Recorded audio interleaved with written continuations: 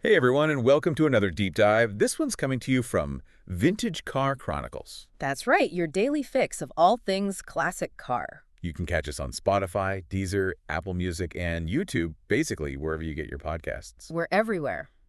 So today we're diving into a true icon, the Toyota Celica. A listener request. Right. Someone out there wanted to know the whole story. And luckily, We've got a mountain of articles here. seriously, a whole stack. Everything from its debut back in, what was it, 70? 1970, yep. All the way to when it drove off into the sunset in 2006. It's going to be quite a journey, folks. Almost 4 decades worth of automotive history to unpack. So where do we even start? Well, I think the big questions are always the best place. Like, was the Celica really Japan's answer to the Ford Mustang? Ooh, good one. We'll have to dig into that. And what about that wild styling, especially in the 70s, that liftback design? Yeah, like where did that come from? And how did they turn basically a humble 4-cylinder engine? Into a rally champion. Don't Yeah. forget that part. Absolutely. And, we got to address the elephant in the room. Why did Toyota kill it off? If it was so beloved. Exactly. There's a lot to uncover. All right, well, let's get this show on the road. The Celica story begins in December 1970. Right in the thick of the 70s. Talk about a decade of, big changes.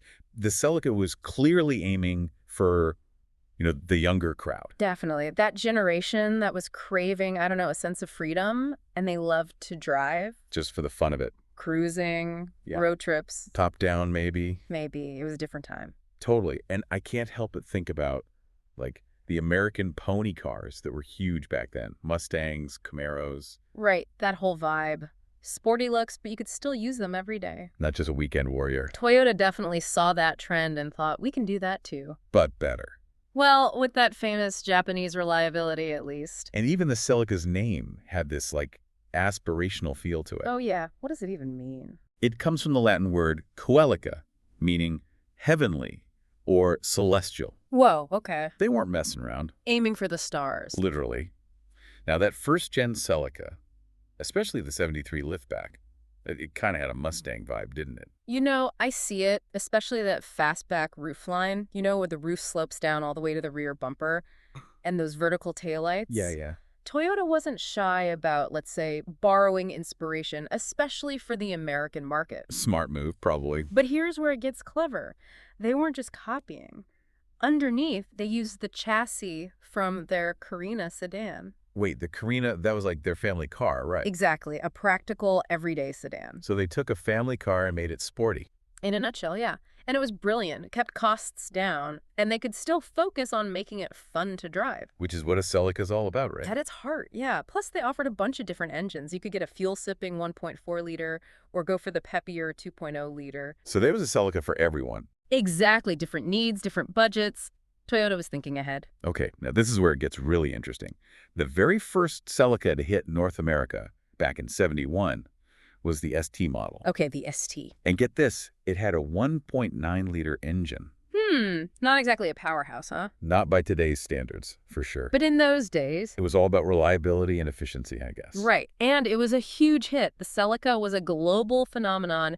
Japan, North America, Europe, they loved it everywhere. Wow. This little car from Japan taking the world by storm. Exactly. And it really helped to establish this whole new market. Sporty subcompacts. All fun, affordable. The blueprint for so many iconic cars that came after. Okay, but there's another side to the Celica story that I think a lot of people don't know about. Oh. Do tell. It's a bit unexpected. Lay it on me. Motorsports. No way. Seriously. Specifically, rally racing. The Celica. Out there on those dirt tracks flying through the forest. You better believe it. And it all started as this, underdog story. I love underdog stories. In the early days, they were up against these, established European rally brands. Tough competition. It wasn't always pretty. But Toyota, they were determined. They had that fighting spirit. And that determination led to the creation of Toyota Team Europe, or TTE. That's when things really took off. TTE. Legendary. They had this incredible driver named Ove Anderson. He took a Celica to the RAC rally in 1972. The RAC rally. That's brutal. And, well, the rest, as they say, is history. I'm on the edge of my seat here. So, the Celica, it actually became a rally car. Oh, more than that. Especially when they came out with the turbocharged all-wheel drive GT4. That thing was a monster. Wait, hold on. We're talking about the same car that was, like a stylish coupe. One and the same. And this thing dominated the World Rally Championship. No way. Are we talking like Carlos Sainz back-to-back championships winning on the Safari Rally? That's the one. And those Safari Rally wins, they were epic. One of the toughest rallies in the world. Through the savannah, dodging wildlife, all that. It was insane. So how did they pull it off? Was it just dumb luck? No way. Toyota put a ton of engineering into the Celica GT4. Like what? Well, they developed this super advanced all-wheel drive system. That makes sense. Give it grip on those loose surfaces. Exactly. Gravel, dirt. It didn't matter. This Mhm. thing stuck to the road like glue. So they basically engineered their way to victory. Pretty much. They kept pushing the limits, making it better and better. And the crazy thing is, those innovations often trickled down to the road-going Celicas. Right. So what you were driving on the street was benefiting from those rally wins. That's so cool. But hold on, let's not get too far ahead of ourselves. Right. We need to rewind a bit and talk about how the Celica itself evolved over the years. Through all those generations. Because each one brought something new to the table, right? Absolutely. Toyota was incredibly smart about adapting the Celica to, keep up with the times. Changing tastes, new regulations. All of that. But they always managed to balance performance with practicality, comfort, fuel efficiency. They were juggling a lot. They were, and sometimes they threw in some seriously cool tech, too. Like what? Well, get this. The 1981 Celica. Okay. It was available with the world's first navigation system. What? No way! Back in 81. That's right. They were way ahead of the curve. That's mind-blowing. Okay, but we got to talk about the Celica GT4, that rally legend. Oh, yeah. Let's dive into that beast. I mean, the GT4, it wasn't just like a fast car. It was more than that. Way more. It was a masterpiece of engineering, that all-wheel drive system. Revolutionary for its time. How so? Well, it sent power to all four wheels. Incredible grip, amazing handling, no matter the conditions. Makes sense for a rally car. Rain, snow, dirt. Exactly. It could handle it all. And we got to give credit to Toyota Team Europe. They were constantly testing, refining, feeding back data from the rally stages. So the engineers back in Japan were, like, getting real-world feedback. Directly from the racetrack. It was this amazing partnership, the factory and the rally team working together. And the result, a car that was as comfortable on the street as it was dominating those rally stages. Wow, that's impressive. Okay, but before we get lost in the world of rally racing, I think we need to step back a bit. You're right. There's a bigger picture here.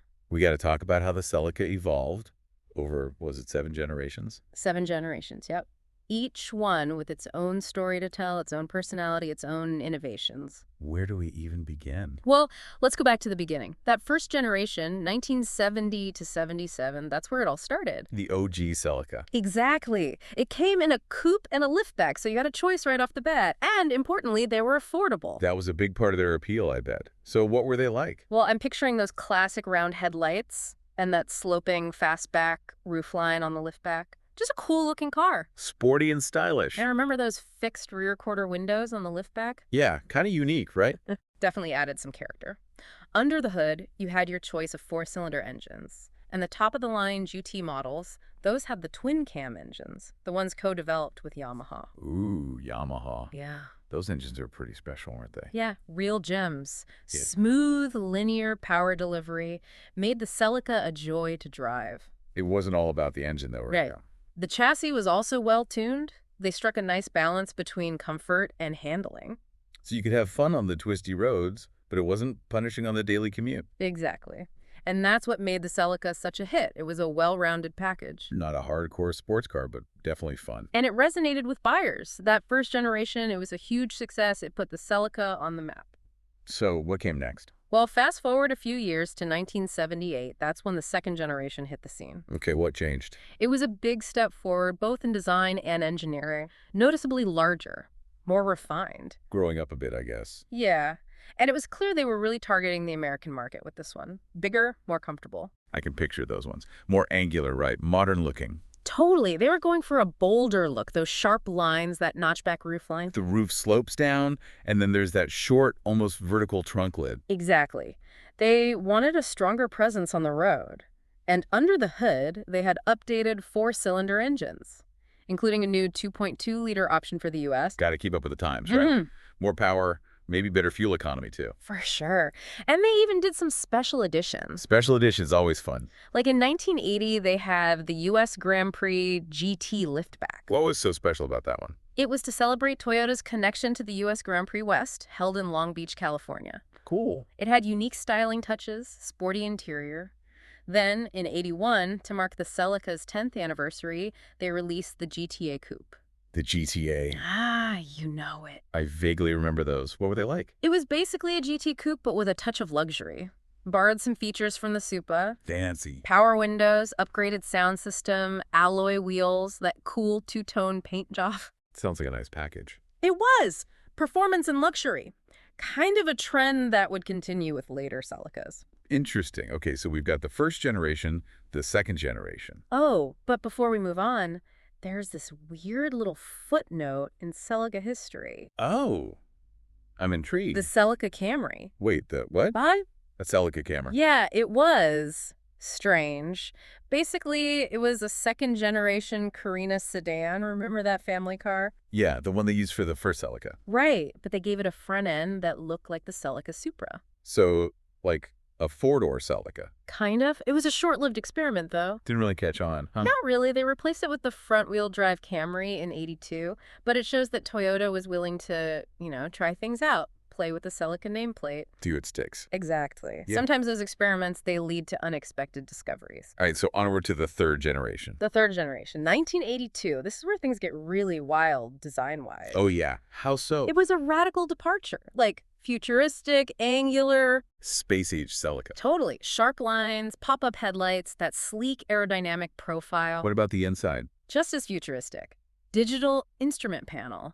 Some models even had the world's first navigation system. No way. In 1982. Yep, imagine that.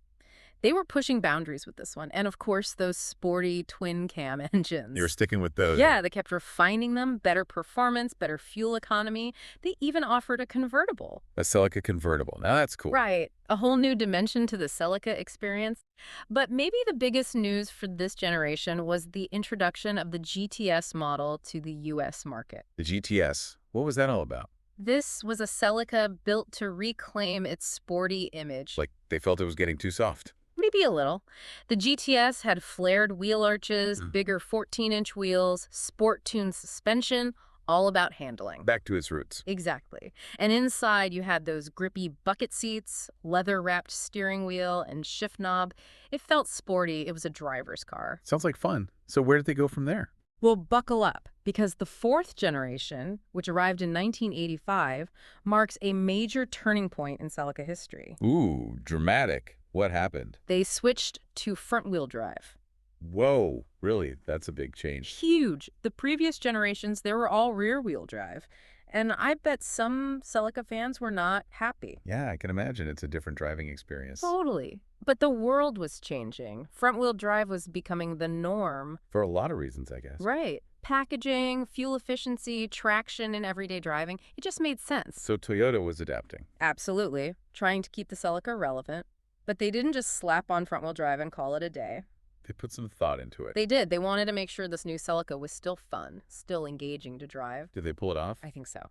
The fourth generation, which ran until 1989, had this sophisticated new suspension design, gave it a really balanced, responsive feel. And what about the looks? Oh, it looked great. Those rounded lines, those pop-up headlights, that sleek profile. Very 80s. Very modern for the time. So they nailed it. They did. Stylish and capable. And under the hood, you had a new range of four-cylinder engines, including a twin-cam option for those who wanted a bit more kick. Of course. But wasn't there a special version? Ah, you're thinking of the GT4. That's the one. This was the first Celica to offer all-wheel drive. Whoa, really? So they brought that rally tech to the street. They did. Turbocharged engine, advanced all-wheel drive system. This Celica could handle anything you threw at it. The ultimate Celica. For its time, yeah. And it paved the way for the all-wheel drive Celicas that would dominate rally racing. But we can't forget about the other generations. Right, we still have a few to go. The fifth generation, 1989 to 93, it kind of refined the formula from the fourth gen. Evolution, not revolution. Exactly. Smooth, flowing lines, aerodynamic efficiency. Maturing a bit. Exactly. It looked great cruising down the highway or carving up those back roads, and it still offered a range of powerful four-cylinder engines, including that legendary 3S GTE turbocharged engine in the GT4. Oh yeah, the 3S GTE. Beast of an engine. It was. Helped to make the 5th Gen GT4 one of the most capable rally cars of its time. And they introduced some cool suspension tech, too, like Toyota's Super strut system, even better handling. They were always innovating. Always. And the result was a Celica that was both refined and capable. It could be your daily driver or your weekend warrior. Best of both worlds. Exactly. So what about the 6th generation? What did they do with that one? Well, it debuted in 1993, and it marked a bit of a stylistic shift. It went for a more rounded, organic look. Softening the edges a bit. Yeah. Still sporty, but more elegant, more refined. Growing up again. Yep. And they kept those powerful four-cylinder engines, including the updated 3S GTE Turbo in the GT4. But it was also getting more luxurious. Yeah. Leather seats, premium sound system, advanced safety features. It's appealing to a wider audience, I guess. Exactly. Buyers were looking for more than just performance. They wanted comfort, they wanted tech. And Toyota was listening. They were. And this generation also saw the return of a convertible model. Ooh, a convertible. Yeah. Perfect for a summer cruise. Totally. It really captured the essence of the Celica, that spirit of freedom, that joy of driving. But, all good things must come to an end. The 7th generation. The swan song. It arrived in 1999. Right, it did. Yeah. And it was a return to a more angular, aggressive design. Sharp lines, low-slung profile, a real head-turner. Making a statement. Definitely. And under the hood, they had two new 1.8-liter four-cylinder engines, both co-developed with Yamaha. Yamaha again. Yep. Those engines were known for their high-revving nature, their smooth power delivery. What was special about these ones? Well, they had variable valve timing, and the GTS model, it had this revolutionary lift system. Lift system. Yeah. It gave you this surge of power at higher revs. So they were powerful, but also efficient. Best of both worlds. Exactly. And they brought back that close ratio 6-speed manual transmission, perfect for those high-revving engines. Sounds like they really went all out for this last generation. They did, trying to give drivers a truly engaging experience. But sadly, it wasn't enough. What do you mean? Well, the market was changing fast. People weren't as interested in sporty coupes anymore. The SUV craze was taking over. Exactly. Sales of coupes were plummeting, and Toyota faced with declining sales and a shifting market. They had to make a tough decision. They did. In 2006, they discontinued the Celica. End of an era. After 7 generations, almost 4 decades. What a journey. It's kind of crazy when you think about it. The Celica's whole story, it's like a reflection of how the sports car world itself changed. Right. Like in the beginning, it was all about affordable performance, that raw, youthful energy. It's just pure driving fun. You didn't need a ton of horsepower to have a good time. Exactly. And the Celica, it was lightweight, responsive. It just fit that era perfectly. But then as the market changed, the Celica grew up too. Got bigger, more refined, all those new technologies. It was like it was maturing alongside its buyers. Right. It became more about a balance, Yeah. Performance, AD comfort. And it's interesting how cars can reflect, like, the bigger cultural shifts that are happening. Totally. And of course, we can't forget about the Celica's rally racing legacy. That was a whole other level of performance. The GT4, with its all-wheel drive and turbocharged power, it became a legend. A real testament to Toyota's engineering, I think. Pushing the limits. Yeah, those rally-bred Celicas were something else. Tarmac, gravel, didn't matter. They could handle it all. But even with all the changes, the Celica always stayed true to its core, What do you mean? Like driving enjoyment, affordability, style. Those were the things that made it such a hit with so many people. And those values, they're timeless. Yeah. Even though the Celica is gone, they still resonate with car enthusiasts today. It's a good reminder that a great sports car doesn't have to be super expensive or, exclusive. Right. It's about that feeling you get behind the wheel, that connection with the car. The pure joy of driving. Exactly. It makes me wonder, do you think we'll ever see a Celica come back? Ooh, that's a good question. I mean, there's definitely a lot of nostalgia for it out there. And with the whole, retro car trend happening. It wouldn't surprise me. Imagine a Celica for the 21st century. All that modern tech, but with that same Celica spirit. Yeah. Like a sleek, lightweight coupe, maybe a hybrid powertrain. Ooh, a hybrid Celica. That would be awesome. Thrilling to drive, but also, good for the planet. The best of both worlds. I think a car like that could capture a whole new generation of drivers, just like the original did. Well, on that note, I think it's time to wrap up our deep dive into the Toyota Celica. We've covered a lot of ground, from those early days inspired by the Mustang, to those rally victories, to its final farewell. It's been quite a journey. It has. Thanks for joining us, everyone. We hope you enjoyed this trip down memory lane. And don't forget, a new episode of Vintage Car Chronicles comes out every single day, so make sure you're subscribed wherever you listen to podcasts. Spotify, Deezer, Apple Music, YouTube, we're everywhere. And until next time, keep those vintage vibes alive.